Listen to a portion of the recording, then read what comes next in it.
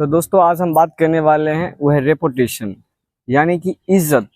ये गांव के लोग आज ये बहुत प्रचलन में है आम समाज में। आप जाइएगा, कहीं भी रहते होंगे आसपास देखिएगा, लोग बस एक ही रट लगाते रहते हैं कि हमें इज्जत कमानी है समाज में।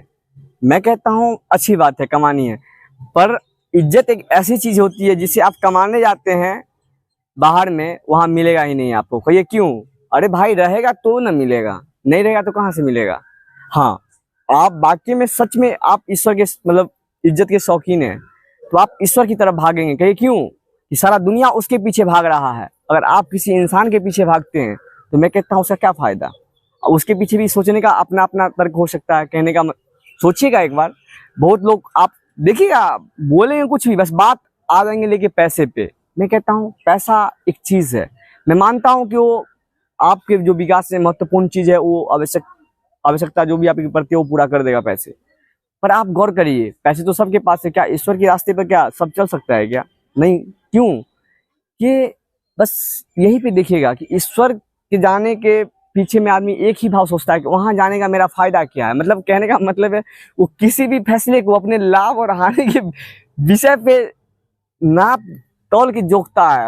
आप सोचिए ना, ये जीवन क्या नाप, ये लाभ हानि का विषय है क्या? भाई आप रह रहे हैं, यही सबसे बड़ा लाभ है।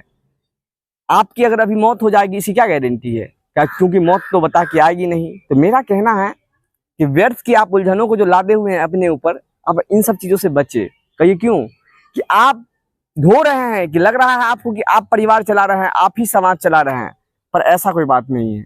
समाज आप नहीं चला रहे हैं, आपको कोई और चला रहा है तो आप चल रहे हैं। कहिए क्यों? पर लोग सोचता है कि अपना मालिकाना हक की नहीं, मैं कमा के लाया हूं। नहीं भाई साहब, कमाने वाले तो लाखों हैं, पर उसका पैसा घर तक भी नहीं आ पाता है। तो कहने का क्या मतलब होता है कि आप समझदार हैं जीवन में। छोटी छोटी चीजों को सुधारेंगे तभी सुधरेगा। लोग, मैं क्या कहता हूँ, आज गीता पढ़ते हैं, रामायण पढ़ते हैं, कुछ भी पढ़ते हैं, बस वो पढ़ते हैं, चीजों को उतारते नहीं है। कल मैं भी आपकी तरह था, मैंने चीजों को, ऐसा मैं नहीं कहता हूँ कि मैं बहुत पढ़ा लिखा हूँ, मेरा कोई पढ़ने, ऐसा नहीं कहता हूँ मैं बहुत विद्वान नहीं, मेरे पास कोई क्षमता नहीं है। पर एक ही बात कहता हूँ कि मैंने अपना वासना अपने परमात्मा पे लगाया, मुझे मजा आया। और मुझे मजा का, मैं कहने का मतलब ये नहीं आप ये सोच लीजिएगा कि मैं सिर्फ आनंदित हुआ अपने जीवन में, नहीं। मैं कहता हूँ उनके रास्ते पे इसकी गारंटी नहीं है कि मैं एक ना कहता हूँ कि आपको दुख मिलेगा, खाली दुख ही नहीं मिलेगा, खास ये भी है। पर हाँ, उस दुख में भी आपको बहुत आनंद आएगा। जीने का अपना अपना स्वभाव होता है। कहने का मतलब है जब आप परमात्मा के हुए तो जो सब कुछ है वो परमात्मा का है, तो आपको उसमें स्वीकार करनी होगी। अगर आप स्वीकार नहीं करते हैं तो ये समस्या आपकी है, आपको बदलना होगा।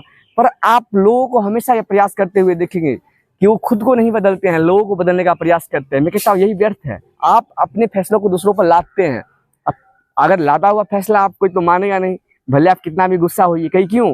अगर आपको मैं जबरदस्ती आपको अगर स्वर्ग में भी भेज दूं तो आप नहीं जाएंगे।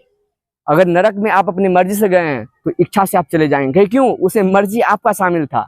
और बस कहने का मेरा मतलब बस एक ही है, बस यहाँ पे आप रुकिए, एक बार सोचिए कि आपके परिवार, आपके माता पिता जो भी हैं, उनको ऐसा लगता होगा कि वो आपको देख रहे हैं तो आप जी रहे हैं। मैं कहता हूँ कैसे आदमी हैं आप?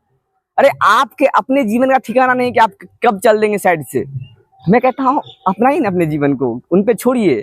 छोड़ते हैं तो पूर्ण रूप से छोड़िए, दिखावा मत करिए कि सामने में बोल दिए इधर से जो भी कुछ है, बस बाद में वो भूल गए कि नहीं सब तो हम ही करके लाए। तो भाई साहब ऐसा कोई बात नहीं है, आप कुछ नहीं कर सकते हैं। आप यहाँ एक बस दृष्टा हैं, आप देखते हैं, बस यहाँ देख के ही आप संतोष करिए। कहीं क्यों? यहाँ से ले जाने की कोई व्यवस्था नहीं है।